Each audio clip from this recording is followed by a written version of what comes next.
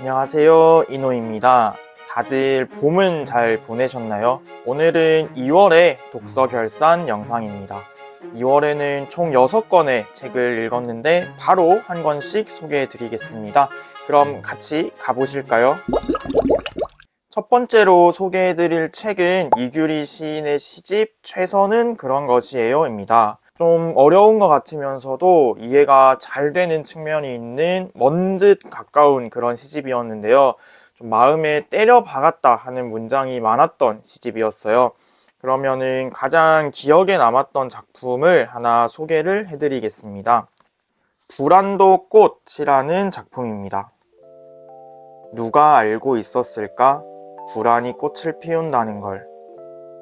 처음으로 붉은 피 가랑이에 흐를 때 조마조마 자리마다 꽃이 피었던 걸. 사랑을 하고 아이를 낳고 또 몸이 마르고 밤마다 어둠을 고쳐보는 동안 불안은 피고 있었네. 불안은 불안을 이해했을까? 그 속에 오래 있으면 때때로 고요에 닿는다는 걸. 그건 허공이니까. 두드리면 북소리 나는 공명통이니까.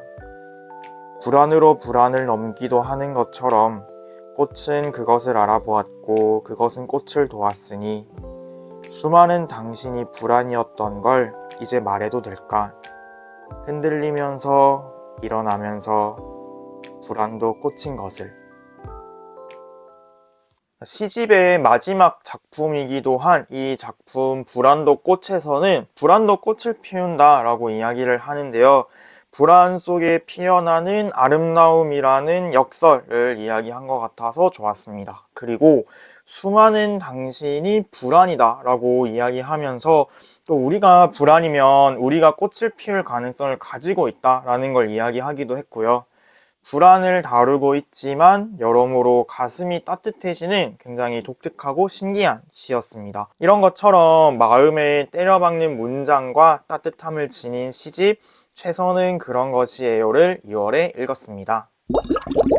두 번째로 소개해드릴 책은 유튜버 할미 언니의 돈 공부를 시작하고 인생의 불안이 사라졌다입니다. 2월에 한창 연말정산도 있고 하다 보니까 돈에 관심이 좀 더 생겼고 또 이 할미 언니라는 유튜버가 제가 자주 즐겨보는 유튜버라서 책까지 읽게 됐는데요. 이 책은 재테크의 기술적인 측면보다는 재테크를 위한 돈과 관련된 마인드와 더 깊은 관련이 있는 책이었습니다. 그래서 책을 읽으면서 가장 기억에 남았던 거는 보통 재테크 책이라고 하면은 해외여행 가지 말라고 이야기하거든요. 근데 이 할미 언니님께서는 해외여행을 엄청 많이 다녀오셨습니다. 그러면서 하는 말이 쓸데없는 돈과 쓸데있는 돈을 구분하라는 거였어요. 그러니까 이 유튜버님께서는 여행인 쓸데있는 돈이라서 나머지 부분에서 악착같이 아끼는 거였죠. 그래서 절약을 한다고 말하면서 해외여행을 가면은 때로는 그게 알 수 없는 죄책감이 들 때도 있거든요. 근데 이 책을 읽으니까 나에게 있어서 쓸데있는 소비, 쓸모있는 소비가 뭘까 고민하게 된 것 같습니다. 그러면은 그 해외여행이라는 거는 나한테는 쓸모가 있는 소비니까 다른 부분에서 아껴야겠다 이렇게 생각하기도 했고요. 그러면서 적정 소비라는 책이 있거든요. 내용을 제가 들어보기만 했는데 이 적정 소비라는 책도 아마 나에게 필요한 소비가 뭘까 이런 내용을 다룬 것 같더라고요. 그래서 이 책이 궁금해지기도 했습니다. 이 돈 공부를 시작하고 인생의 불안이 사라졌다에서는 절약이랑 저축이랑 투자의 방법에 대해서도 간단하게 다루고 있거든요. 그래서 재테크가 완전 처음이라면은 읽으면서 기술적인 측면에서도 많은 도움을 얻을 수 있을 것 같습니다. 다음으로 소개해드릴 책은 이선진 작가의 단편소설집 밤의 반만이라도입니다. 제가 느낀 이 밤의 반만이라도의 단편들의 공통점은 어떤 느낌이었냐면 좀 삶에 관한 불안함과 약간의 무서움을 안고 살아가는 사람들의 슴슴하고 또 미지근한 이야기를 다루었다는 점이었어요. 그래서 이 작품 속에 나오는 인물들 모두들 약간의 불편함과 불안을 안고 살아가지만 그럼에도 불구하고 포기하지 않고 삶을 열심히 살아보려고 하는 그 모습이 자랑스럽게 느껴지는 여러 이야기들을 담고 있었습니다. 그래서 기억에 남는 작품은 복음의 자리라는 작품인데 전세 만기를 앞두고 있는 인물 나가 있습니다. 그 나가 모종의 이유로 죽어가지고 유령이 돼버린 집주인과 만나면서 벌어지는 이야기를 다루고 있습니다. 그 집주인 유령이 무서운 유령은 아니고 귀여운 유령인데 그 유령이 집주인이 왜 죽었는지 죽음의 비밀을 파헤치기 위해서 마지막으로 집주인이 갔던 기억에 남은 장소로 이동하면서 나랑 집주인 유령이랑 그리고 나가 가지고 있는 화분이랑 이렇게 대화를 나누면서 벌어지는 이야기를 다룬 작품이라고 할 수 있는데요. 그런 대화를 나누는 와중에 나가 살아온 이야기 그리고 집주인이 살아온 이야기들이 곳곳에 스며들어 있었고 그 이야기가 참 슬프면서도 현실적이고 조금 위로가 되기도 하는 이야기라서 기억에 남았습니다. 그런 이야기들, 나와 집주인이 어떤 이야기를 주고받았는지 궁금하시다면은 이 작품을 직접 읽어보시기를 적극 권해드리겠습니다. 이 작품 복음의 자리 속 나가 힘든 삶을 마주하지만 그럼에도 좀 그 삶을 살아내고자 하는 의지를 보여주기도 하는데 제가 가장 인상적이었던 구절을 읽어드리면서 책 소개는 마무리해 보겠습니다. 그런데 저 너무 힘들어요. 힘들고 버겁고 그만 살고 싶어지는 순간들은 수도 없이 많았지만 그러니까 지금 산을 오르는 것 정도는 진짜 힘든 축에도 못 꼈지만 어째서인지 나는 빨리 가자고 말했던 게 무색하게 바닥에 주저앉아 화분을 툭 내려놓고 유령에게 이렇게 말했다. 있잖아요. 저는 제가 너무 잘 사는 것 같을 때 사는 게 너무 힘들어요. 어느새 내 어깨 높이와 나란히 지도록 몸을 낮춘 유령은 말없이 내 등을, 정확히는 내 등 쪽에 허공을 토닥여 주었다. 다음으로 소개해드릴 책은 3권의 책인데 모두 글쓰기와 관련이 있는 책입니다. 이렇게 3권이고요. 그러면은 첫 번째로 소개해드릴 책은 김진혜 작가님의 쓰는 몸으로 살기입니다. 이 책은 좋은 글의 구성에 대해서도 이야기하지만 무엇보다 여기 나와 있는 것처럼 쓰는 몸으로 살기 위해서 우리가 어떻게 해야 되는지를 다루고 있습니다. 그래서 글쓰기의 기술을 익히고 싶다 하는 분께는 좀 잘 맞지 않을 수도 있지만 그게 아니라 글을 쓰기 위해서 내가 어떤 마음을 가져야 하지? 이런 게 궁금한 분들, 글을 쓰기 위해서는 잘 쓰고자 하는 마음가짐이 중요하기도 하니까 그런 분들은 읽어보면 엄청 굉장히 좋을 것 같다라고 생각을 했습니다. 그래서 이 책은 총 4개의 챕터로 구성이 되어 있는데요. 1부는 당신에게는 어떤 문장이 있나요? 2부는 좋은 글은 어떻게 구성될까요? 3부는 말해지지 않은 것을 써볼까요? 4부는 쓰는 듯 살고 사는 듯 읽으세요 였습니다. 그래서 문장부터 시작해서 좋은 글의 구성, 그리고 어떻게 하면 일상 속에서 사는 듯이 쓸 수 있는지 이런 것들을 이야기를 체계적으로 하고 있었다라고 할 수 있겠고 쓰는 마음과 관련된 4부의 2문장을 소개해드리면서 책 소개를 마무리해 보려고 합니다. 첫 번째는 쓰기 위해서는 책을 읽는 게 중요하다는 것과 관련 있는 구절입니다. 모든 책은 자신에게로 수렴됩니다. 책을 지나치게 세심하게 읽는 것은 읽는 사람을 자기 자신에게서 멀어지게 할 위험성이 있습니다. 책 읽기는 잠자고 있는 자기 고유의 시각을 발견하는 실마리 정도의 역할이면 족합니다.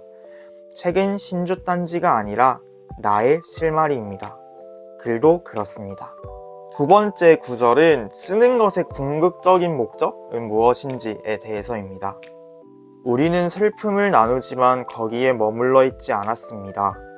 어떻게 하면 그 슬픔을 잘 표현하고 더 많은 이들이 그 슬픔을 공유할 수 있게 다듬어야 하는지와 같은 자신들의 본업으로 되돌아왔습니다.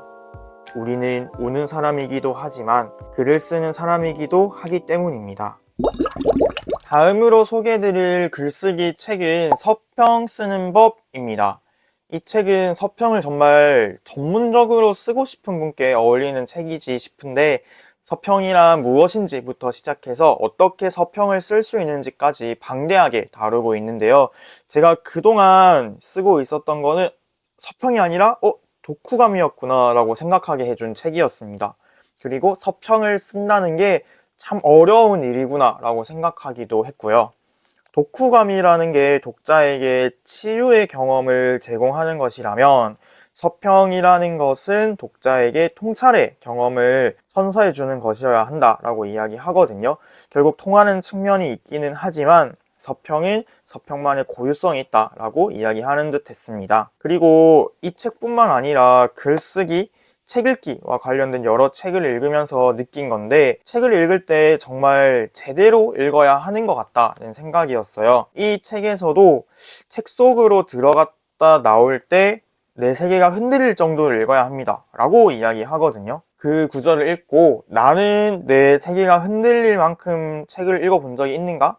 좀 스스로에게 되묻게 되었습니다. 여러분들은 여러분의 세계를 흔들 만큼의 충격적인 독서 경험이 있으신가요?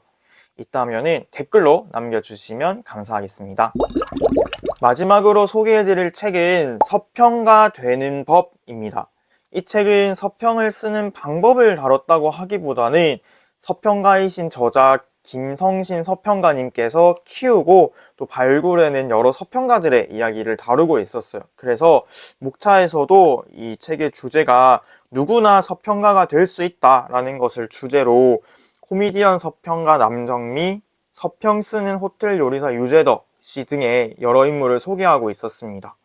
그래서 앞서 소개해드린 서평 쓰는 법, 이 책을 읽었을 때는 서평이 참 어려운 거구나 라고 생각을 했었는데, 이 책 서평가 되는 법을 읽으면서는 누구나 서평을 쓸 수 있겠는데 싶더라고요. 그래서 서평이라고 하는 것도 보는 사람에 따라서 다를 수 있구나, 서평을 보는 관점이 참 다양하구나 라는 거를 알게 되었습니다. 이 책에서 강조하고 이야기하는 게 서평에는 특별한 양식이 없다는 것이거든요. 그래서 저도 조금은 제가 쓰는 글에 대해서 약간의 안도감을 가지게 되었다고 할 수 있을 것 같아요. 서평을 처음 써보시려는 분은 이 서평 쓰는 법보다 서평가 되는 법을 먼저 읽어보시면 좋을 것 같습니다. 그래서 제가 글쓰기에 관심이 생기면서 이렇게 3권의 글쓰기 책을 읽어봤는데요.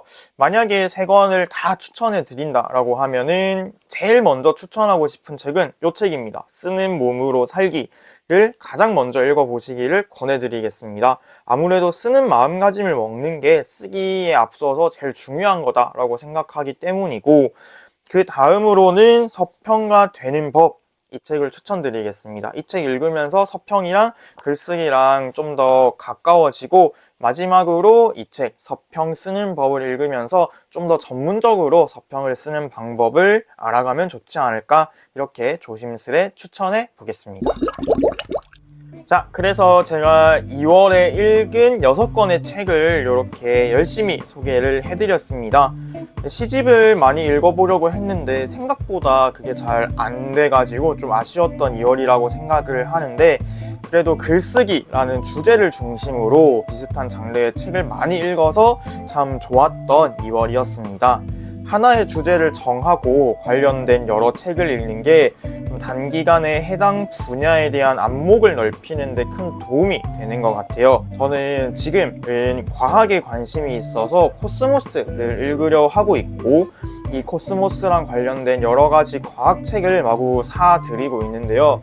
아직 많이 읽지는 못했습니다. 여러분은 최근 관심 있는 분야가 있으신가요? 있으시다면 그 분야의 책을 여러 권 읽는 독서 경험을 해보시면 참 좋지 않을까 합니다.